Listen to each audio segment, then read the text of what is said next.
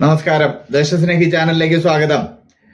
വരാനിരിക്കുന്ന ബീഹാർ നിയമസഭാ തെരഞ്ഞെടുപ്പിന് മുന്നോടിയായി ഇലക്ട്രോൾ റോളിൽ ഒരു സ്പെഷ്യൽ ഇന്റൻസീവ് റിവിഷൻ ആവശ്യമാണെന്ന് കഴിഞ്ഞ June 24 election commission of India നിർദ്ദേശിക്കുകയുണ്ടായി. ഇതിനെതിരെ നിരവധി ഹർജികളാണ് സുപ്രീം കോടതിയിൽ ഫയൽ ചെയ്യപ്പെട്ടിട്ടുള്ളത്. ഇതിന്റെ വാദം കഴിഞ്ഞ 2 ദിവസമായി സുപ്രീം കോടതിയിൽ നടക്കുന്നു. ഭരണഘടനയുടെ ആർട്ടിക്കിൾ 324 പ്രകാരവും 1950 ജനപ്രാതിനിധ്യ നിയമത്തിലെ സെക്ഷൻ 21(3) പ്രകാരവും വോട്ടർ പട്ടിക പുനഃപരിശോധിക്കാൻ തങ്ങൾക്ക് പരിപൂർണ അധികാരമുണ്ടെന്ന് election commission of India supreme കോടതിയിൽ ബോധിപ്പിക്കുകയുണ്ടായി. നഗര കുടിയേറ്റം, ജനസംഖ്യാപരമായ മാറ്റങ്ങൾ, നിലവിലെ പട്ടികയിലെ കൃത്യതയില്ലായ്മയെക്കുറിച്ചിട്ടുള്ള ആശങ്കകൾ തുടങ്ങിയ ഘടകങ്ങൾ കാരണം ഈ പ്രക്രിയ അനിവാര്യമാണെന്നും ഇലക്ഷൻ കമ്മീഷൻ കോടതിയെ ധരിപ്പിച്ചു. ഏകദേശം കഴിഞ്ഞ 2 പതിറ്റാണ്ടുകളായി നിലവിലുള്ള ഇലക്ഷൻ പട്ടിക തീവ്രമായ ഒരു പരിഷ്കരണത്തിന് വിധേയമായിട്ടില്ല എന്നും ഇലക്ഷൻ കമ്മീഷൻ അറിയിക്കുകയുണ്ടായി. മേൽഹർജികളിൽ വാദം കേൾക്കവേ ചൊവ്വാഴ്ച കോടതി പൗരന്മാരല്ലാത്തവരെയും വോട്ടർ പട്ടികയിൽ ഉൾപ്പെടുത്തുന്നതും ഒഴിവാക്കുന്നതും ഇലക്ഷൻ കമ്മീഷൻ ഓഫ് ഇന്ത്യയുടെ അധികാര പരിധിയിൽ വരുന്ന കാര്യമാണെന്ന് സുപ്രീം കോടതി നിരീക്ഷിച്ചു. ആധാർ കാർഡ് പൗരത്വത്തിന്റെ നിർണായക തെളിവല്ലെന്ന് ഇലക്ഷൻ കമ്മീഷൻ ഓഫ് ഇന്ത്യ പറഞ്ഞത് ശരിയാണെന്നും സുപ്രീം കോടതി അംഗീകരിക്കുകയുണ്ടായി. പൗരത്വം തെളിയിക്കുന്നതിനുള്ള രേഖകളുടെ എണ്ണം ഇന്ത്യൻ തെരഞ്ഞെടുപ്പ് കമ്മീഷൻ വർദ്ധിപ്പിച്ചത് സ്പെഷ്യൽ ഇന്റൻസീവ് റിവിഷൻ കൂടുതൽ ജനസൗഹാർദ്ദപരമായി എന്നും കോടതി നിരീക്ഷിച്ചു. ഒരു രേഖ മാത്രം ആവശ്യപ്പെടുന്നത് വോട്ടർ വിരുദ്ധമായിരിക്കുമെന്ന് ഡിവിഷൻ ബെഞ്ച് അഭിപ്രായപ്പെട്ടു. 11 രേഖകളും ആവശ്യപ്പെട്ടാൽ അത് വോട്ടർ വിരുദ്ധമാണ്. എന്നാൽ ഏതെങ്കിലും ഒരു രേഖ ആവശ്യപ്പെടുന്നത് വോട്ടർ വിരുദ്ധമാകുന്നില്ല, ജസ്റ്റിസ് സൂര്യകാന്ത് അഭിപ്രായപ്പെട്ടു. ആളുകൾക്ക് അവരുടെ പൗരത്വം തെളിയിക്കുവാൻ കഴിയുന്ന രേഖകളുടെ എണ്ണം ഇലക്ഷൻ കമ്മീഷൻ വർദ്ധിപ്പിക്കുകയാണ്. ആധാറുമായി ബന്ധപ്പെട്ട ഒഴിവാക്കൽ വശത്തെക്കുറിച്ചുള്ള ഹർജിക്കാരുടെ വാദം ഞങ്ങൾ മനസ്സിലാക്കുന്നു. എന്നാൽ രേഖകളുടെ വിപുലീകരണം വോട്ടർ സൗഹൃദമാണ്.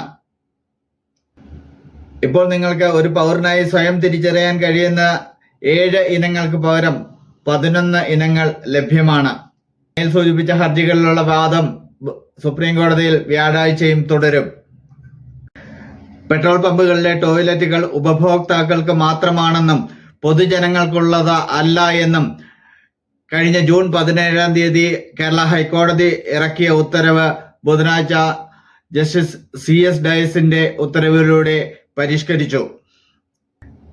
ദേശീയപാതയിൽ മാത്രമുള്ള എല്ലാ പെട്രോൾ പമ്പുകളിലെയും ടാബുകൾ 24 മണിക്കൂറും പൊതുജനങ്ങൾക്കായി തുറന്നു കൊടുക്കണമെന്നും മറ്റെല്ലാ മേഖലകളിലെയും പെട്രോൾ പമ്പുകളെ സംബന്ധിച്ചിടത്തോളം ഉപഭോക്താക്കൾക്കും ട്രാൻസിറ്റ് യാത്രക്കാർക്കും അത് ഉപയോഗപ്പെടുത്താൻ അനുവദിക്കണമെന്നും ജസ്റ്റിസ് CS ഡയസ് വ്യക്തമാക്കി.